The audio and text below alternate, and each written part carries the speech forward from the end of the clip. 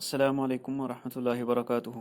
अल्हम्दुलिल्लाहि रब्बिल आलमीन वस्सलातु वस्सलामु अला सय्यिदिल मुरसलीन व अला आलिहि व सहबिहि अजमईन अम्मा बाद। Dear students, today we are going to start our first lecture of Hindi, and this is our 7th standard.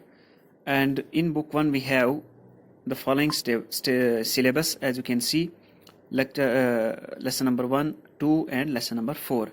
So today we are going to start our lecture number 1 from lesson number 1. So open lesson number 1 at page number 4. Let's read प्रकृति और मनुष्य। प्रकृति यानी nature, environment, हमारी surrounding जिसमें इंसान रहता है, और मनुष्य यानी ह्यूमन बीइंग्स और आसपास की सराउंडिंग या हमारा एनवायरनमेंट। तो स्टूडेंट्स, इस लेसन में कवि जो है यानी पोइट जो है, शायर, ये कहना चाहता है कि प्रकृति, नेचर, हमारी सराउंडिंग, अगर हम इसमें हर एक चीज़ पर गौर करें, चाहे वो पेड़ पौधे हों, दरिया हो या परिंदे हों, तो हर चीज़ जो है प्रकृति में कोई ना कोई सीख, कोई ना कोई मॉरल, कोई ना कोई लेसन जो है इंसान को सिखाती है। लेकिन इंसान जो है कभी भी इन चीज़ों पर गौर नहीं करता, सिर्फ अपने फ़ायदे के लिए दूसरी चीज़ों का यूज़ करता है, चाहे उससे दुनिया का नुकसान हो, उस दूसरी चीज़ का नुकसान हो या पूरी सोसाइटी को नुकसान हो। लेकिन इंसान जो है अपने फ़ायदे के लिए खुद गर्ज और सेल्फिश बनकर उन चीज़ों का यूज़ करता है। तो चले हम पढ़ेंगे। प्रकृति हमारी कितनी प्यारी, सबसे अलग और सबसे न्यारी, देती है वे सबको सीख, समझे जो उसे करीब, पेड़ पौधे और नदी पहाड़ बनाए ये सुंदर संसार।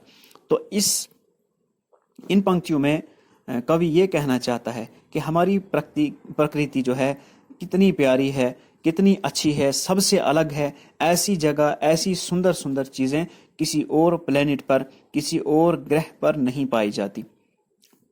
तो क्या कहना चाहता है? सबसे अलग है, ठीक। और इसमें क्या कहता है कि हम सबको सीख देती है, यानी जो गौर फिक्र करे इस चीज़ पर, तो हमें कोई ना कोई सीख मिलती है।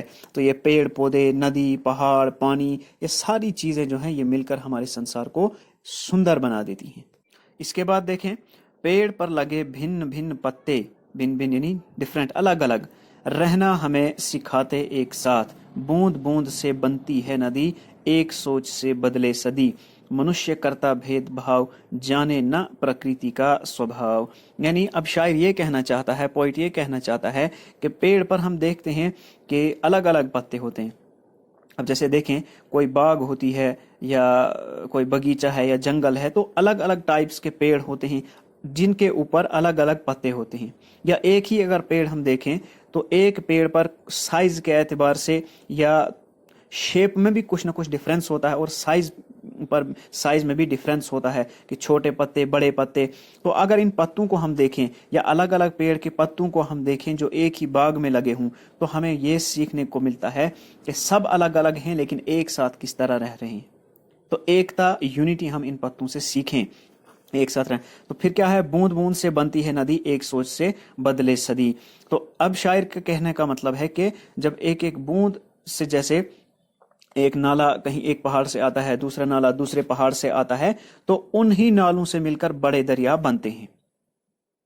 तो इसी तरह हर एक चीज की अहमियत हमें होनी चाहिए, हर एक चीज की इंपॉर्टेंस हमारे जहन में बसनी चाहिए। ये पेड़ पौधे या जो ये पानी है या पहाड़ जो हैं, जो भी चीज हमारी प्रकृति के अंदर है, उसकी रक्षा हमें करनी है। और एक सोच से बदले सदी, इसका मतलब ये है कि अगर इस संसार में, हमारे समाज, हमारी सोसाइटी में कोई इंसान ये कोशिश करे कि हमारी इस प्रकृति की रक्षा होनी चाहिए, इसका नाश कोई इंसान या कोई भी न करे, तो उसकी ये सोच से सदी बदल सकती है। यानी जब इस चीज़ की कोशिश में वो अपना वक्त लगाएगा, तो तब जाके दूसरे लोग जो हैं उसकी बातों पर अमल करेंगे, उसकी बातों से मुतासिर होंगे और प्रकृति की रक्षा कर सकते हैं।